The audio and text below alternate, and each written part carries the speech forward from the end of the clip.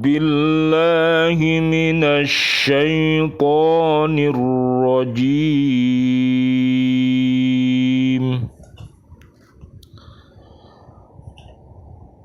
بسم الله الرحمن الرحيم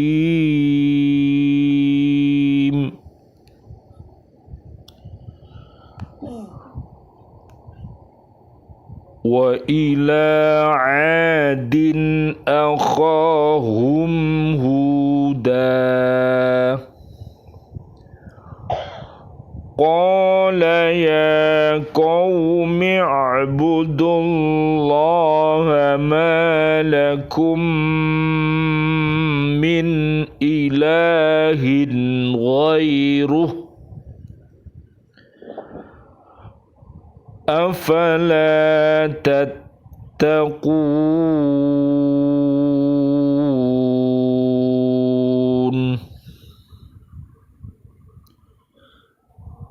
Dan kepada kaum Ad kami utus Hud, saudara mereka. Dia berkata, wahai kaumku, sembahlah Allah. Tidak ada Tuhan sembahan bagimu selain Dia. Maka mengapa kamu tidak bertakwa? Surat ke-7 namanya surat Al-A'raf. Ayatnya ayat 65. Bi'aunillah, bi'idnillah, biridhoillah, alhamdulillah. BCA Islamic Center Surabaya, pada malam hari ini kita bisa bertemu kembali untuk belajar bersama-sama berhakko tilawatih, yaitu belajar untuk membaca dengan sesungguhnya. Kemudian kita juga belajar untuk berhakko tukotih, yaitu kita belajar untuk beriman dan bertakwa. Dan kita belajar pula yaitu berhakko jihadih. Mudah-mudahan apa yang kita lakukan pada malam hari ini menjadi ilmu yang bermanfaat, manfaat bagi diri kita, keluarga besar kita, dan umat yang ada di bumi ini, supaya kita bisa mengerti apa yang kita pahami. Dengan demikian mudah-mudahan bisa menyebabkan cinta kita kepada Allah dan Rasulullah Muhammad sallallahu alaihi wasallam. Allahumma sholli wa sallim alaih. Allahumma khtim lana bihusnil khatimah wa na'udzu bika min su'il khatimah wa na'udzu bika minal kafirin wa na'udzu bika minadh dhalimin wa na'udzu bika minal fasiqin wa na'udzu bika minal munafiqin wa na'udzu bika minal musyrikin. Amin ya rabbal alamin. Allahumma hdina siratal mustaqim, siratal anbiya wal mursalin. Amin amin ya rabbal alamin. Rabbi habli minas solihin. Rabbana hablana min azwajina wa dzurriyyatina qurrata ayun waj'alna lil muttaqina imama. Rabbish rohli sadri wa yassirli amri wahlul uqdatam min lisani yafqahu qawli. Surat ke-7 Al-A'raf ayat 65. Ayat ini menerangkan bahwa Allah Subhanahu wa taala mengutus kepada kaum Ad, yaitu Nabi Hud alaihi salam, dari kalangan mereka sendiri, dan memerintahkannya untuk menyeru kaumnya agar menyembah Allah Tuhan yang Maha Esa dan meninggalkan segala sesuatu yang dituhankan mereka. Karena selain Allah Subhanahu wa taala bukanlah Tuhan dan tidak patut disembah. Segala ibadah hanya diperuntukkan kepada Allah Subhanahu wa ta'ala. Jadi sekali lagi, itulah yang kemarin kita bahas. Kita harus punya iman, kita harus punya ilmu, kita harus punya amal, kita harus punya ikhlas, dan kita harus punya istiqomah.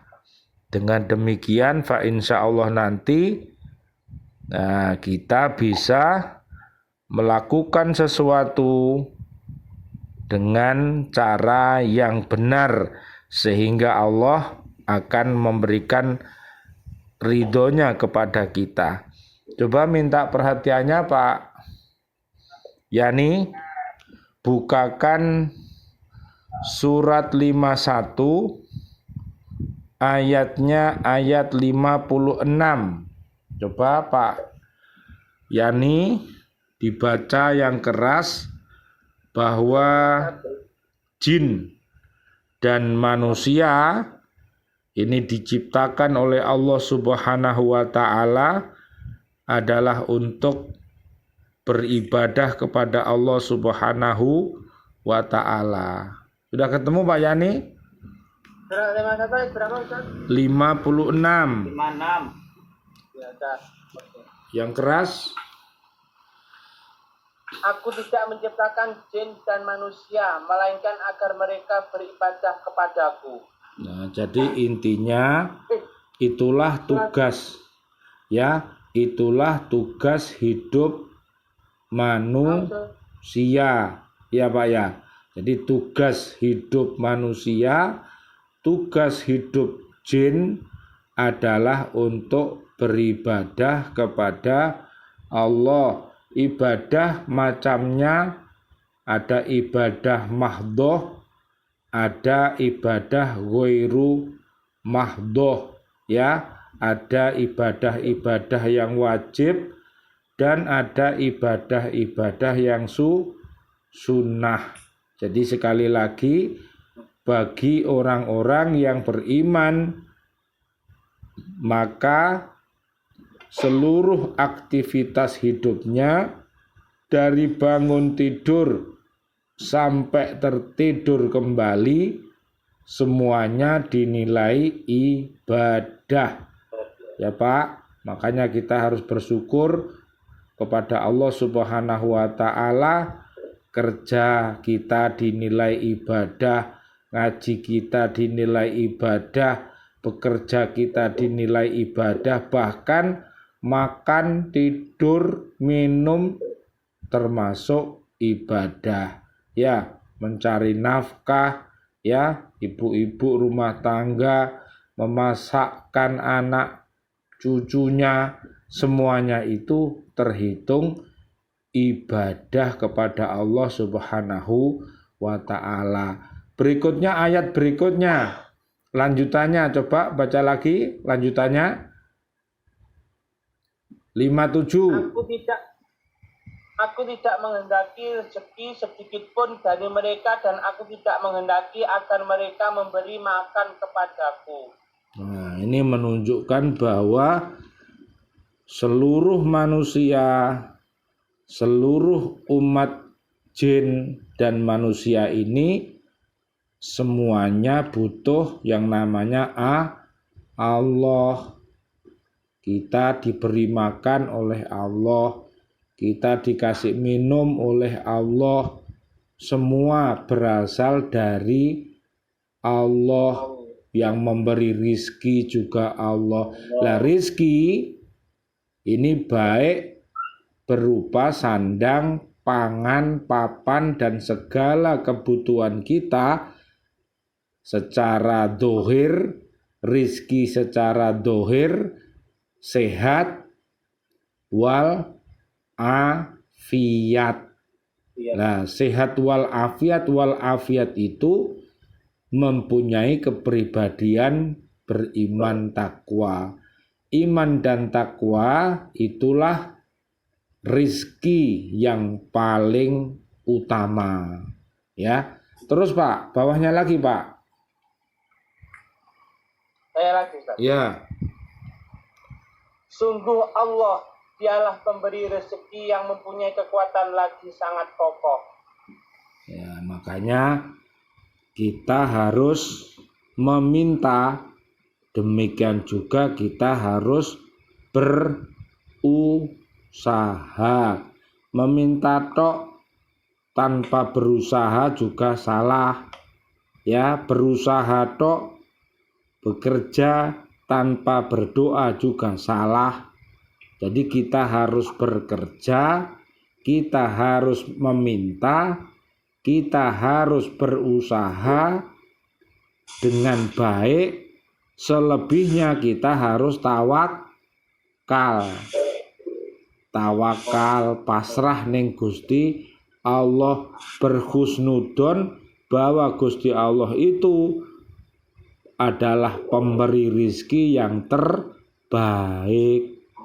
Ya, jadi kalau tidak datangnya berupa uang, bisa berupa kesehatan, bisa berupa anak cucunya manut, bisa berupa suami istrinya rukun, bisa berupa punya tetangga yang baik, bisa berupa rizki punya teman-teman yang baik, teman ngaji, nah, dan lain sebagainya. Itu adalah rizki dari Allah. Terus Pak Yani terus sampai akhir ya.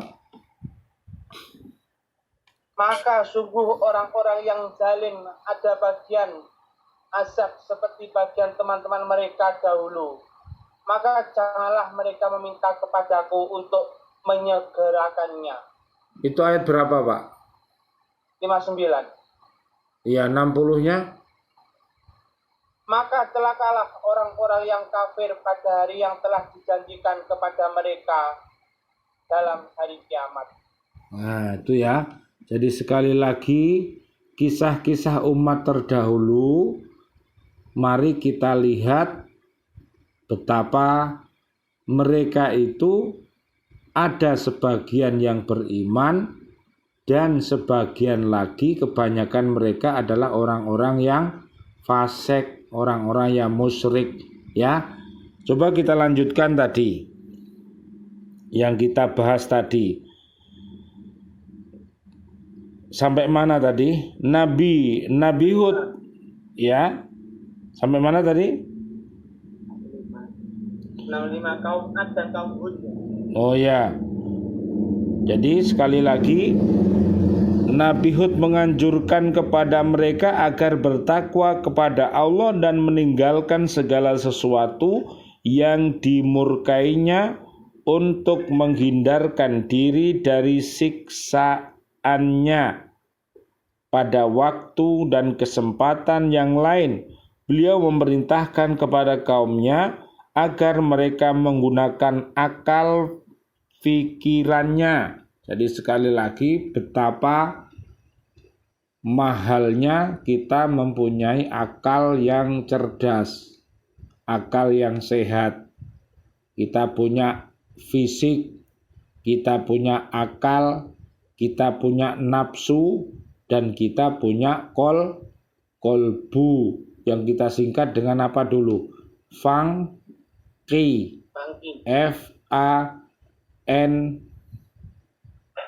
F-A-N-Q. Jadi fisik, ya, akal, nafsu, dan kolbu, hati. Itu perangkat-perangkat untuk agar kita menjadi umat Nabi Muhammad Shallallahu Alaihi Wasallam yang baik. Coba Allah berfirman, wa ila adin akhahum hudan qala ya qaumi ibudullaha ma lakum min ilahin ghairuh in antum illa muftarun ya qaumi la as'alukum alaihi ajra in ajriya illa 'ala alladhi fatarani afala ta'qilun. Dan kepada kaum Ad kami utus saudara mereka Hud, dia berkata, wahai kaumku, sembahlah Allah, tidak ada Tuhan bagimu selain Dia. Selama ini kamu hanyalah mengada-ada. Wahai kaumku, aku tidak meminta imbalan kepadamu atas seruanku ini. Imbalanku hanyalah dari Allah yang telah menciptakanku.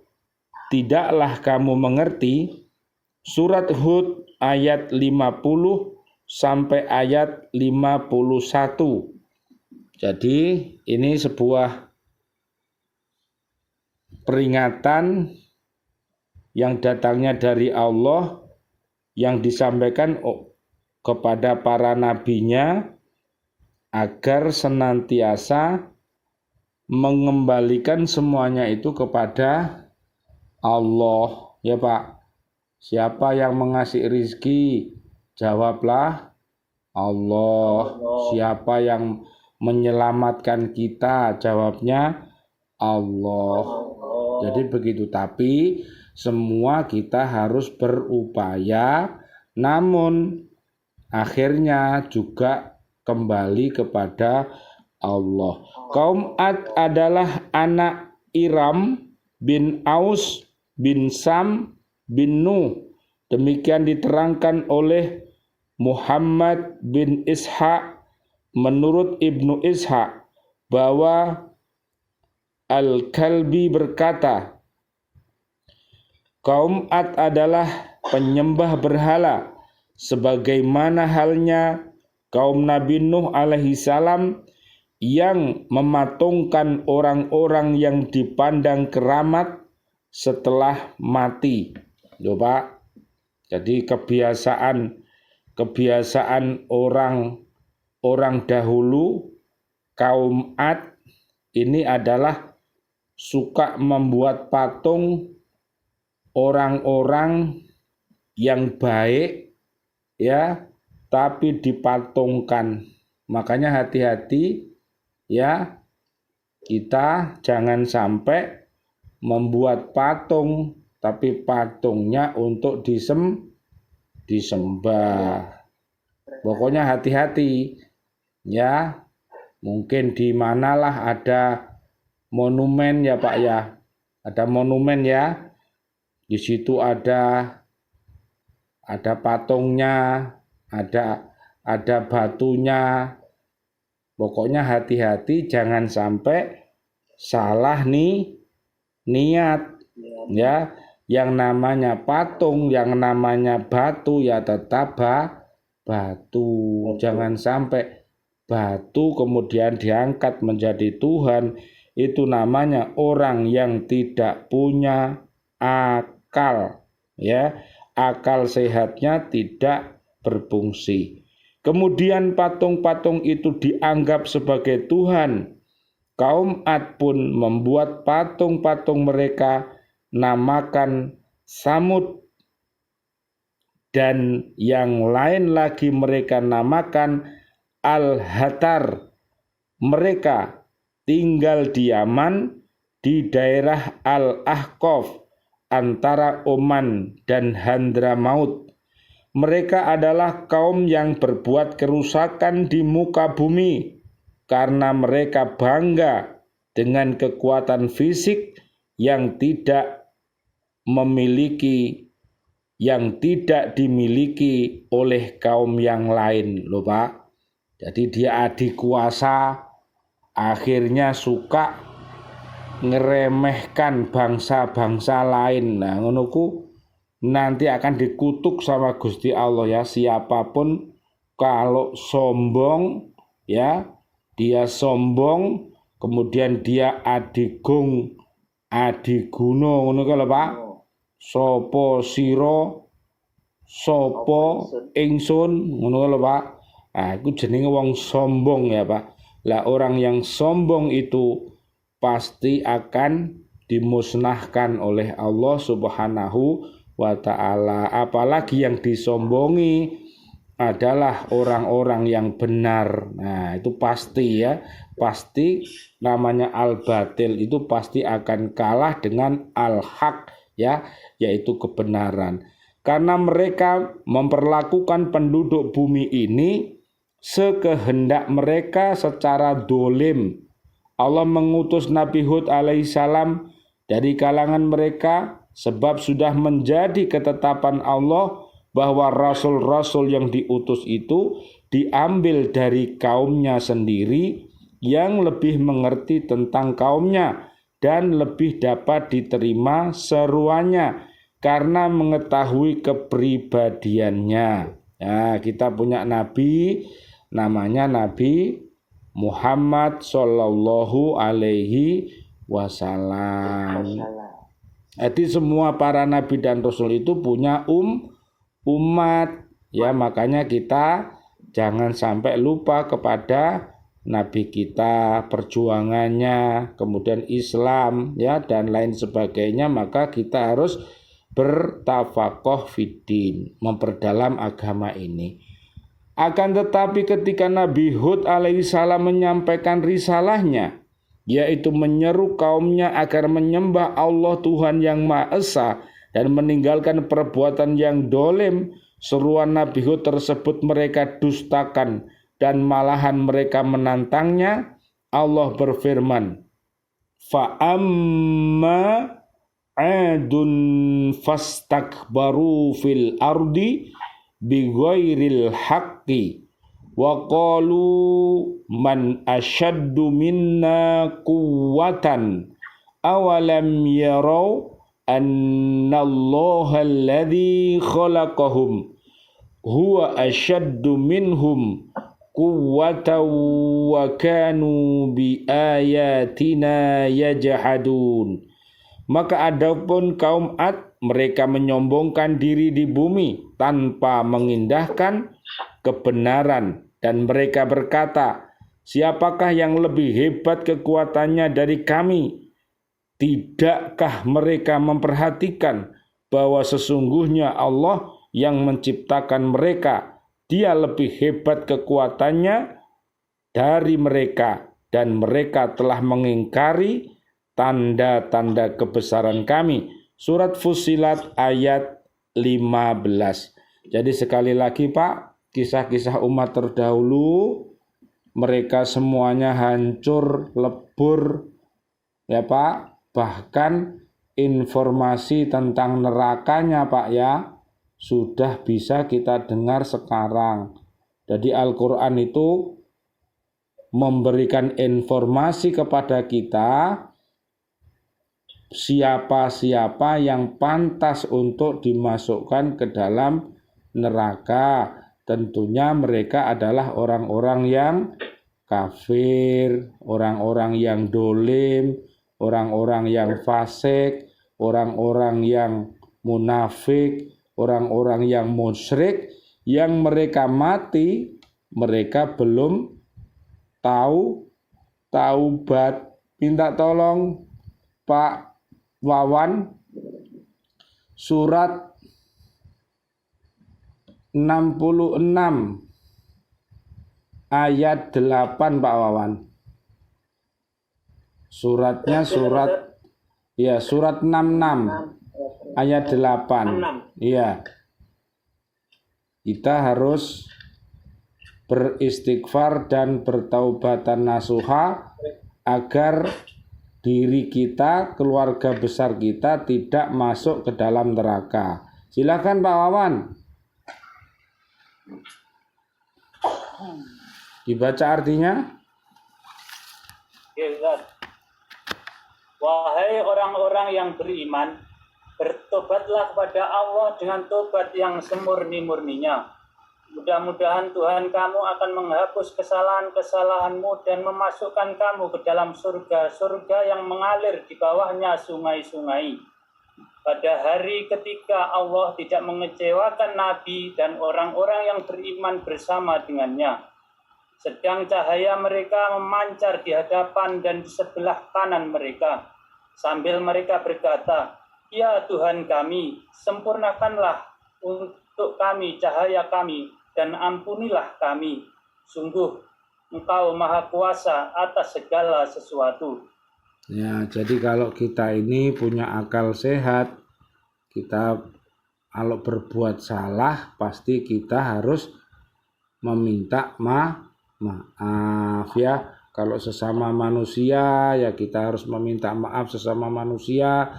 Kalau kaitannya dengan Gusti Allah ya kita minta maaf dengan Gusti Allah. Pak Ihsan, surat 11 ayat 3. Surat Hud ayat 3. Surat 11 ayatnya ayat 3. Silakan dibaca artinya. Iya, suratnya surat 11. Ayatnya ayat 3.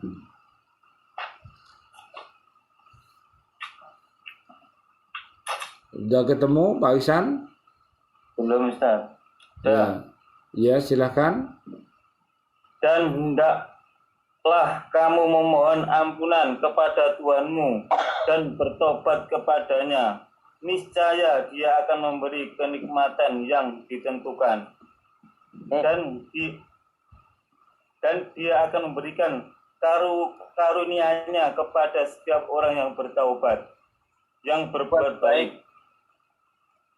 Dan jika kamu berpaling, maka sungguh aku takut kamu akan ditimpa azab pada hari yang besar, kiamat. Iya, kemudian 52. Langsung Pak Wawan loncat 52. Surat Hud. 52. Iya, silakan. Pak Bambang udah ketemu belum, Bu Tuti?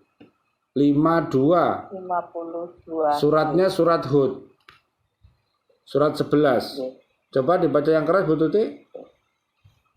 Dan Hud berkata, "Wahai kaumku, mohonlah ampunan kepada Tuhanmu, lalu bertobatlah kepadanya. Niscaya Dia menurunkan hujan yang sangat deras. Dia akan menambahkan kekuatan di atas kekuatanmu, dan janganlah kamu berpaling menjadi orang yang berdosa." Iya, jadi di dalam Al-Quran itu ada istilahnya ghois, al-ghois. Ya, itu hujan yang mendatangkan keberkahan. Ya, ada mator. Mator itu juga hujan, tapi hujan yang turun kemudian ada dampak, ada anginnya, kemudian hujan itu bisa menenggelamkan ya Pak ya. Jadi sama-sama hujan ternyata apa Pak? Ada hujan yang nafi dan ada hujan yang sebagai apa Pak? Sebagai bencana. Mudah-mudahan apa yang kita kaji pada hari ini bermanfaat. Mari kita berdoa kepada Allah Subhanahu wa taala.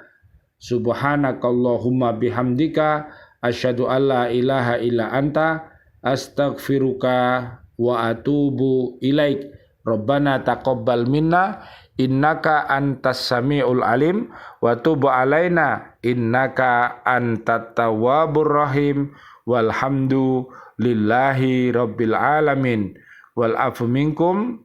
Wassalamualaikum warahmatullahi wabarakatuh. Waalaikumsalam warahmatullahi wabarakatuh.